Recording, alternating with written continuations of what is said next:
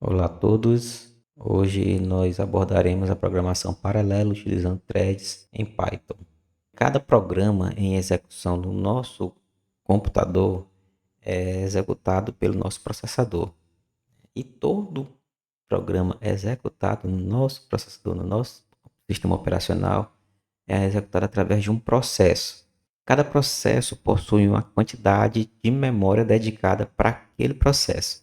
Então, se você tiver 20 processos diferentes, são 20 áreas de memória reservadas para uma para cada processo. E nessa área de memória serão armazenados dados e instruções para que aquele programa, aquele processo consiga executar. Cada processo tem uma memória e essa memória é independente da memória dos outros processos, ou seja, cada processo tem a sua memória e elas são individualizadas. Um processo não pode ter acesso à área de memória do outro. Processos diferentes podem se comunicar. Então, você pode fazer um canal de comunicação de um processo ao outro. Imagine que você tem o Word rodando e tem o PowerPoint do outro lado. Então, os dados que estão no Word não podem ser acessados pelo PowerPoint e vice-versa, a não ser que você crie um canal de comunicação de um processo para outro e você faz a transferência. Geralmente é necessário utilizar um recurso extra para fazer essa comunicação. Pode ser por Bluetooth, UDP, TCP, radiofrequência, wireless, ou algum canal de comunicação tem que ser feito. Até mesmo por cabo, não importa. Mas importa é que tem que ser feito um canal de comunicação. E quem vai gerenciar essa comunicação é o sistema operacional. Então aqui nós temos vários processos, aqui os processos rodando por cima do sistema operacional e você vai pedir um canal de comunicação por exemplo, do seu processador de texto para o seu navegador. Então, a computação atual, ainda por enquanto, é baseada na arquitetura de von Neumann. Isso significa que dados e instruções estão armazenados na memória. Então, todo e qualquer dado, todo e qualquer programa para poder executar os seus dados e todas as suas instruções tem que estar na memória principal, na memória RAM, para que esses dados e instruções sejam entregues para que o processador possa processar essas instruções e transformar esses dados. As instruções estão armazenadas sequencialmente. Isso significa o quê? Que se um processador está executando a instrução de número 100, em seguida é 101, depois é 102, 103, 104, 105, e essas instruções são executadas sequencialmente até que haja um desvio. O que seria um desvio? É um if, se isso for verdade, faça a instrução tal. Se não, vá lá para outra instrução e faça aquele outro conjunto de instruções. Um loop, um while, um switch case. Isso são os desvios. Além disso, existem também o sistema operacional que está controlando os processos que estão executando. Em um determinado momento, tem um processo que está no processador, depois o sistema operacional troca e bota outro, então fica essa entra e sai de conjuntos de instruções de dentro do processador. Então, a unidade de controle que está dentro do nosso CPU, nosso processador, busca e executa sequencialmente essas instruções. Então, o processador vai lá, olha, me dá 100, executei, me dá 101, executei, me dá 102, quero 103, 104, 105 e faz isso sequencialmente, a não ser que haja um desvio, uma interrupção, algo do tipo. O problema é que executar operações sequenciais é uma forma lenta de se fazer essas coisas. Então, lá nos primórdios da computação, o aumento de desempenho se dava pelo aumento do clock. O clock é um termo utilizado para determinar a velocidade do processador. O clock é a gente chama de relógio, né? Ele serve para definir tempo dentro dos nossos processadores. E baseado nesse tempo, o processador sabe quanto tempo ele deve aguardar para iniciar uma nova instrução. É como se fosse um tiquezinho, né? Na verdade, ele fica apenas fazendo isso. 0, 1, 0, 1, 0, 1. Então, essa troca de contexto de 0 para 1, nós chamamos de clock, né? Um ciclo. Certo? Então, só que ele faz isso muito rápido. Então, para ele executar uma instrução, buscar um dado, ele sabe quantos ciclos ele precisa para... Ele entende que a requisição dele foi feita, chegou lá na memória e a memória devolveu os dados que foram necessários, né? Ou uma instrução ou os dados. Esse clock é medido em hertz ou os múltiplos de hertz, né? Inicialmente era os kilohertz, ou seja, 1000 ciclos por segundo, ou seja, variações de 0 para 1, né?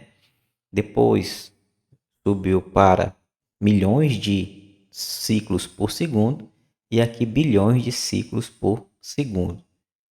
Hoje em dia nós estamos nessa faixa, né? Já está com vários anos aí na faixa dos 15 anos mais ou menos que a gente parou aqui na casa dos gigahertz. Então a gente mudou muito rápido daqui para cá, mas quando chegou aqui nós paramos. Hoje em dia nossos computadores estão mais ou menos na faixa dos 2, 3, 4 gigahertz. Alguns computadores conseguem ficar nessa faixa de 4 gigahertz, 5 até 6 gigahertz mais ou menos por aí. Porém, é por pequenas frações de tempo, que a gente chama de burst, né? É uma forma acelerada que o processador entra para poder executar algumas instruções mais rápido. Mas isso é muito rápido porque quanto mais hertz o processador trabalha, mais consumo de energia e muito maior a dissipação de calor. Então vamos lá, o Intel 4004, 1970, trabalhava na faixa dos 108 kHz, ou seja, 108 mil ciclos por segundo. O Intel i9 3900KS, fabricado em 2023, ele pode chegar até 6 GHz, ou seja, 6 bilhões de ciclos em um único segundo. Então, o que aconteceu com o aumento da frequência do clock? Então, primeiro de tudo foi o aumento de desempenho, né? Porque você tem mais ciclos por segundo, então o processador consegue buscar instruções mais rápidas, buscar dados mais rápidos e executar esses dados mais rápido. Porém, aumenta o consumo de energia, né? Já que você está fazendo mais e mais demanda, então mais e mais energia está sendo consumida. Com isso, quanto mais energia consumida, maior a dissipação de calor. Você pode diminuir a vida útil dos componentes. Também tem a questão, quanto mais energia transitando, maior o campo magnético, maior o campo elétrico, e você pode ter maior interferência na hora de transmitir um dado. Isso pode ser que em um determinado momento você quer transmitir um zero e recebe um, ou o contrário, transmite um e recebe zero. Isso pode ser fatal para qualquer sistema, principalmente sistemas críticos. Então, no efeito resistência-capacitância, significa que você tem um determinado fio. Nesse fio você está aumentando cada vez mais a quantidade de energia que está passando, ou seja, a corrente está aumentando. Isso vai aumentar a resistência e vai também aumentar o campo elétrico e o campo magnético. Isso serve como uma espécie de cola. Os elétrons não conseguem mais fluir com tanta rapidez, né? Como se a densidade, né, a viscosidade do campo, da nuvem de elétrons que estavam fluindo de um lado para o outro, começa a ficar mais viscoso, né? E aí os elétrons não conseguem passar de um lado para o outro com a mesma velocidade. Para isso, para aumentar a velocidade, você tem que aplicar cada vez mais energia. Ou seja, você demanda muito mais energia, mas o desempenho, a velocidade de transmissão não é a mesma que você tanto necessitava, né? Imagine que você aumentou 10 vezes a energia aplicada, mas você só teve 2 vezes o desempenho esperado. Então isso começou a acontecer porque o clock começou a aumentar demais, os fios começaram a ficar cada vez mais finos, né? Os transistores começaram a diminuir cada vez mais, um componente estava cada vez mais próximo um do outro, aumentava-se novamente o consumo de energia porque você tinha mais transistores dentro na mesma unidade de área, você tinha mais coisinhas pertinho uma da outra, aumentava aí o efeito do campo magnético, do campo elétrico, de um transistor sobre o outro. E aí você tinha mais coisinhas gerando calor, consumindo energia. Ou seja, aumentava cada vez mais a energia, aumentava cada vez mais a dissipação de calor. Então viu-se que só aumentar os hertz não seria viável por muito tempo. Então as operações de um processador podem ser divididas em duas categorias. Operações de execução e operações de acesso à memória. Então o processador tem vários, é dividido em estágios. Então cada estágio é responsável por uma determinada atividade. Ou seja, na primeira etapa eu calculo quem é a próxima instrução, na próxima etapa eu vou lá e busco essa instrução. Depois, a próxima etapa, eu identifico o que é que essa instrução faz e depois eu vou executar essa instrução, mas essa instrução precisa de dados, então eu vou calcular onde é que esse dado está, depois eu vou buscar esse dado, ou seja, ele fica sempre o tempo todo, calcula, busca, calcula, busca, calcula, busca, ou seja, etapas de execução e etapas de acesso à memória. Essas etapas de execução são extremamente rápidas, pouquíssimos ciclos elas são executadas, porém o acesso à memória, esse aqui é o grande gargalo. Para você buscar um dado na memória RAM, é extremamente lento. O processador tem que esperar uma transmissão que sai do processador, passar por todo o barramento do computador até chegar na memória RAM. O barramento é extremamente muito mais lento do que o processador. A memória RAM é muito mais lenta do que o processador. Às vezes o dado de instrução não está na memória RAM, então tem que buscar lá no HD, no SSD, que são muito mais lentos do que a memória RAM, que por sua vez é muito mais lento do que a memória cache, que está dentro do processador, que é mais lento do que o próprio processador. Ou seja, tem um monte de gente aí no meio que são muito mais lentos do que o computador. Então, quando eu peço um dado, uma instrução que eu tenho que sair do processador, esperar alguém entender o comunicado, buscar e devolver para o processador, isso levou centenas a milhares de ciclos. Ou seja, o processador passa um monte de tempo sem fazer absolutamente nada, só aguardando um dado, uma instrução chegar. Então foi preciso mudar a arquitetura para aproveitar melhor esse tempo. Por que isso? Porque inicialmente as instruções eram sequenciais. Então eu não posso executar outra instrução se a instrução que eu quero não chegou. Então eu só posso ir para a próxima se eu terminar a atual, mas a atual ainda não chegou os dados que eu quero. Então o processador passava muito tempo parado sem fazer nada. Então essa arquitetura mudou, evoluiu um pouquinho para poder aproveitar melhor esse tempo do que o processador ficava parado. E aí nós tivemos o início do paralelismo, né? Então, inicialmente, um processador só poderia executar um programa por vez, mas o processador passava 99% do tempo dele sem fazer nada, só aguardando. Então surgiu a técnica de time sharing. O que é isso? Então, já que o processador passa muito tempo sem fazer nada, o que é que eu vou fazer? Eu vou dar para todo o processo uma fatia de tempo. Então, eu vou dar tantos milissegundos para esse processo, mais tantos milissegundos para esse, para o outro, para o outro, para o outro. E aí eu fico só apenas trocando. Então, dá uma sensação de falso paralelismo. Na verdade, como o tempo gasto para cada processo é muito pequeno, então ó, pega tantos milissegundos, pegou, usou, tá, próximo. Pegou, pega, usou, próximo. Usou, próximo, próximo. E assim eu fico executando vários processos, e aí eu volto para o primeiro novamente, para o segundo, para o terceiro, para o quarto, eu volto para o primeiro.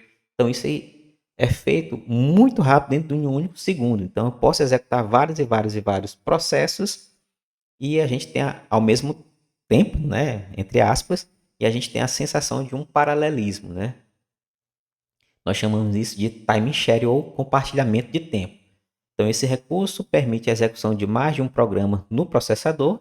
Cada processo ganha uma fatia de tempo no processador, inclusive o próprio sistema operacional. É um falso paralelismo, mas como é muito rápido, temos a impressão que vários programas estão executando ao mesmo tempo. Então, hoje nós utilizamos essa técnica, né? Se nós olharmos o nosso processador, nós veremos lá que tem nosso sistema operacional tem vários processos executando ao mesmo tempo.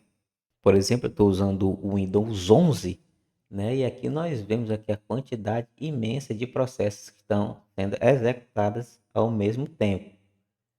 Isso, vários e vários e vários e vários e vários e vários e vários e vários e vários e vários processos executando, né? Por exemplo, um desses daqui tem 8 processos ao mesmo tempo, né? Aqui tem mais dois e assim sucessivamente, né? Então, no caso aqui, eu estou gastando 6% da minha memória e apenas 1% do desempenho do processador, né? Então, nenhum processo pesado está consumindo meus processadores nesse exato momento. Veja aqui que meu processador está apenas em 1.40, né?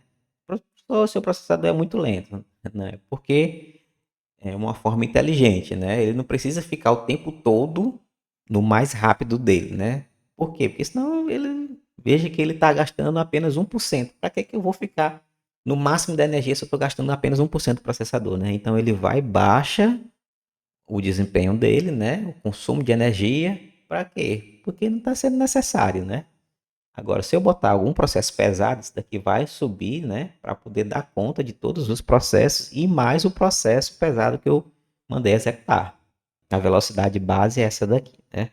Então, naturalmente, né? Quando ele vai dar o pico dele, né, ele fica em 2.3.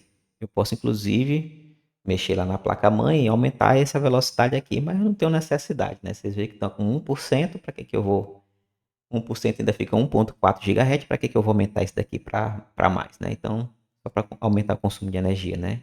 Então, tem dois processadores, cada processador com 32 núcleos, e nós temos um total de 72 threads. Guarde isso daqui, que nós precisaremos lá para frente, né? Essas memórias cache são memórias extremamente rápidas, né, que estão dentro do processador.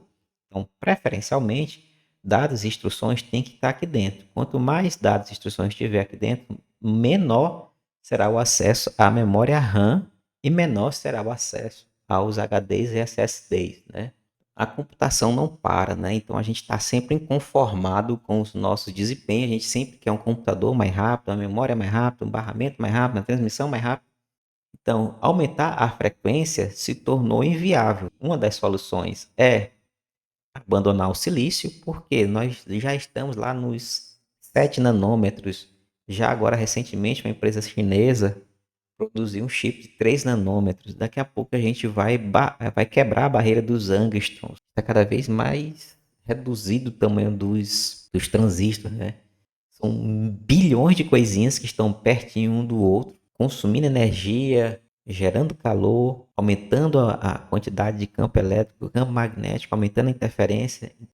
Outra forma seria mudar de paradigma, né? Ir para computação quântica. Nós estamos engatinhando, né? Ainda não é uma realidade para a grande maioria dos usuários, né? Pouquíssimas pessoas têm acesso a isso. Tem a fotônica, né? Transmissão de dados e processamento através de luz. E outras soluções aí bizarras que a gente já tentou e nada deu certo. E o que é que a gente conseguiu até o momento foi paralelismo, né? Ou seja, não é aumentar a quantidade de clocks por segundo, mas aumentar a quantidade de dados e instruções que são processados e transformados por segundo. O paralelismo permite a execução de várias instruções simultaneamente. Nós temos vários tipos de paralelismo. Uma delas é utilizando múltiplos computadores. Aí, nesse caso, você vai ter vários computadores ligados em rede e cada computador é considerado um nó e esse nó é um ponto de processamento, né? Esse ponto de processamento pode ter um, dois, vários processadores e cada processador com vários núcleos, com várias threads. Temos aqui os múltiplos processadores, é um caso com vários processadores. No caso é o meu, né, que ele tem dois processadores. No total são 36 núcleos e 72 threads. Significa o quê? Que eu posso executar 72 processos diferentes sem perder desempenho.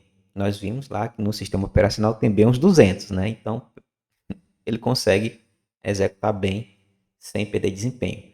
Não é um processador extremamente rápido. Ele não foi feito para executar 4 GHz, 5 GHz, 6 GHz. Nada disso. Ele é feito para fazer muitas coisas diferentes ao mesmo tempo sem perder desempenho.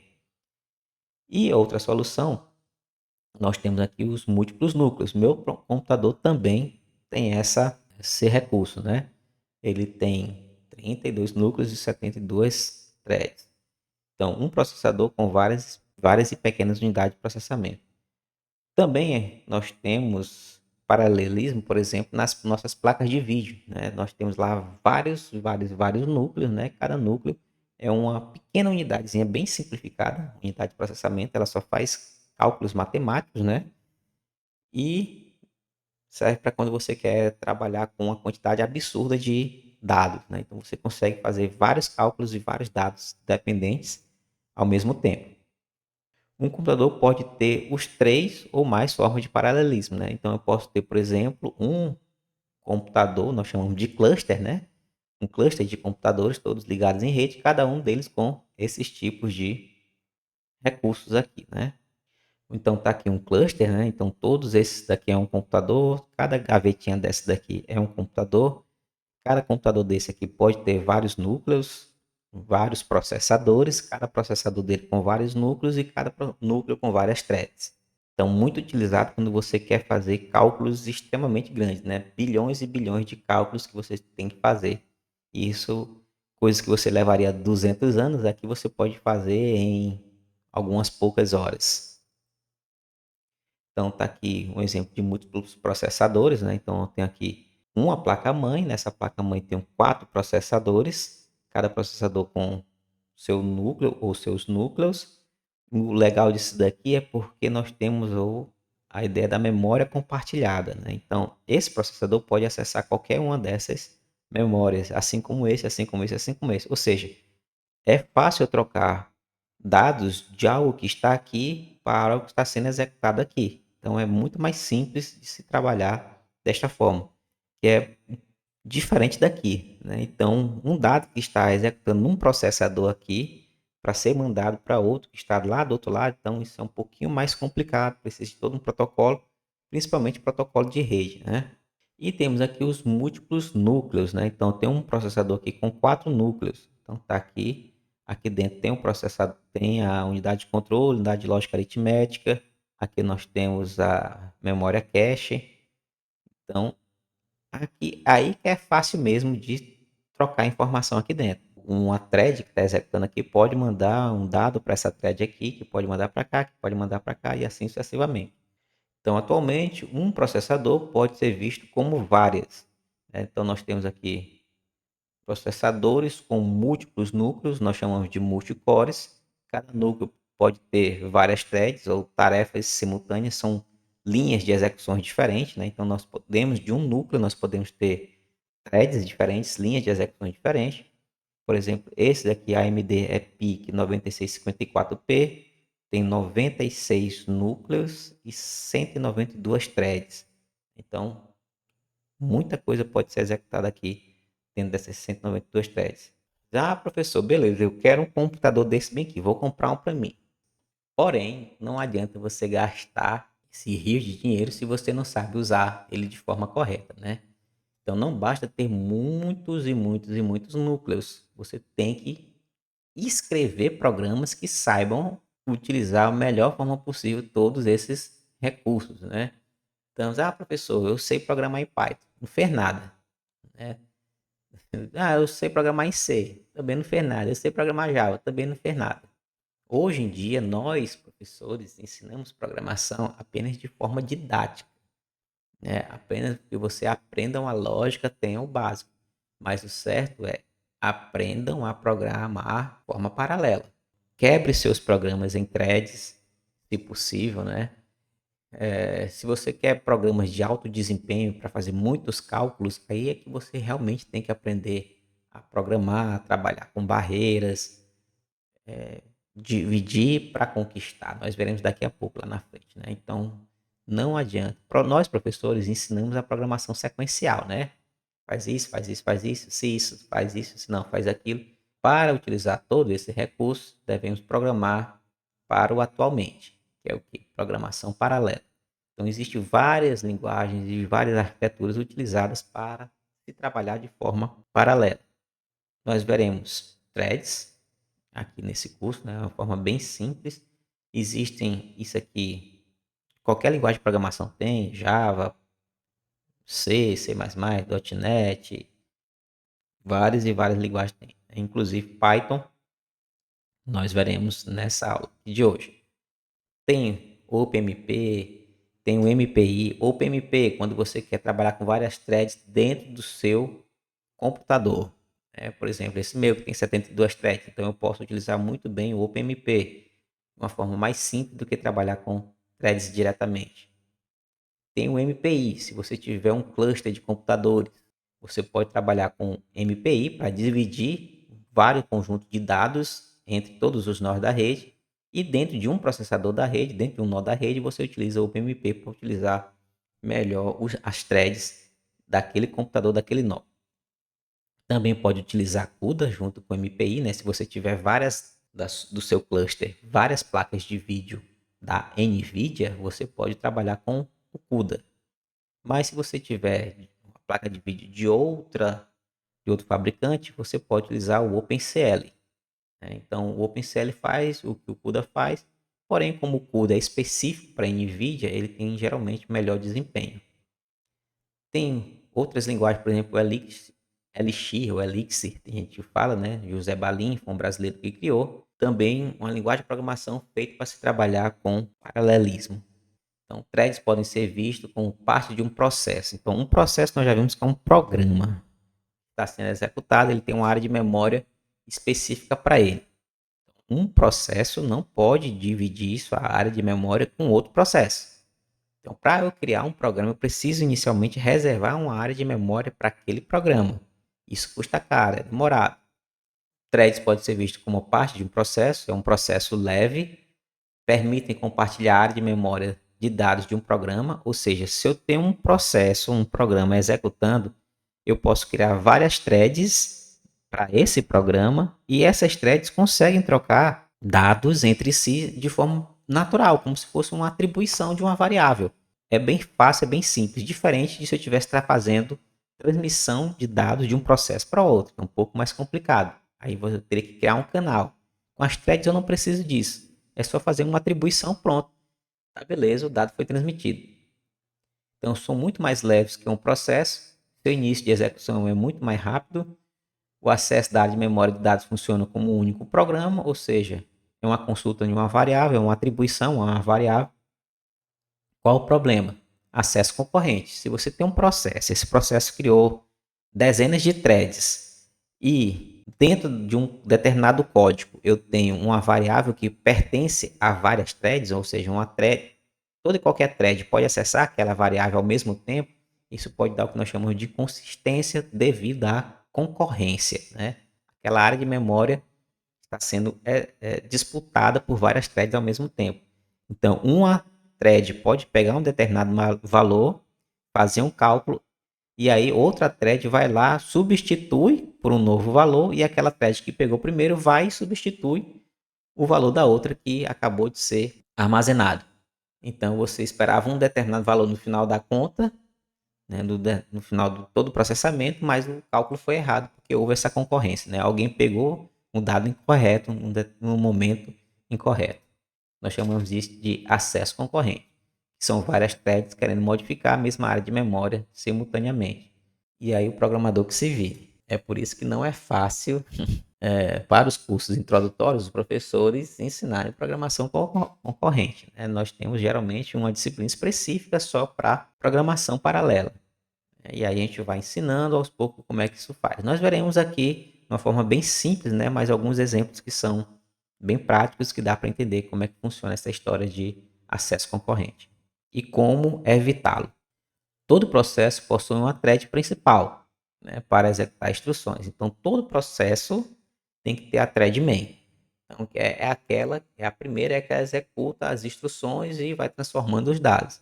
E a partir da thread principal é possível criar novas threads. Programas paralelos possuem mais de uma thread. Então, durante o início e o fim de uma thread, ela pode alternar entre vários estados. Primeira, criada. Ela acabou de ser criada, mas não está executando. Ou seja, ela vai reservar toda a área de memória para aquela thread, porque ela precisa, em algum momento, de dados apenas para aquela thread. Então, eu preciso reservar uma áreazinha de memória dentro do meu processo para aquela thread. Ela foi criada, ela já tem os dados, já tem as instruções, mas ainda não foi mandada executar. Ela está apenas aguardando alguém mandar ela executar. Nós chamamos de new thread. Em seguida, o programador manda ela executar, ele dá um start, né? Então a thread começa a executar, e as instruções estão sendo traduzidas, executadas e os dados estão sendo buscados e transformados. Em um determinado momento, essa thread pode ser bloqueada ou pelo sistema operacional ou por você, programador, né? Você deu um wait, né? Aguarda aí, espera, vamos esperar outro. Isso é muito comum quando a gente estiver falando de locks, né? São bloqueios, né? Esse lock serve para dizer para a thread aguardar ou pode terminar se não tiver mais nada para fazer. ela foi criada, mas não está sendo executada, apenas aguardando o método run para poder iniciar a transformação. Executando a instrução, quando você dá um start, ela começa a executar as instruções e transformar os dados. Logo em seguida, após o método run ou start, bloqueada para execução de instruções. Neste caso, ela não vai mais executar nenhuma instrução, vai ficar aguardando um comando para ela retomar, geralmente após o método wait, né, ou aguardando. Ela não está finalizada, né? Ela apenas está parando, ela não morreu, ela está ali firme e forte, só que paradinha. Temos a finalizada, ela, quando em um determinado momento ela chegou no return, né? Tá, professor? A thread tem uma função associada? Tem. A primeira, tem várias, né? A primeira é o run, né? O start, quando você mandou ela executar. E em algum momento ela vai dar um return ou para você ou para um sistema operacional, né? Vai retornar algum valor. Ou então quando deu um erro, né? Se determinado está executando, foi chamado aqui uma exceção, deu um erro, ele vai terminar também.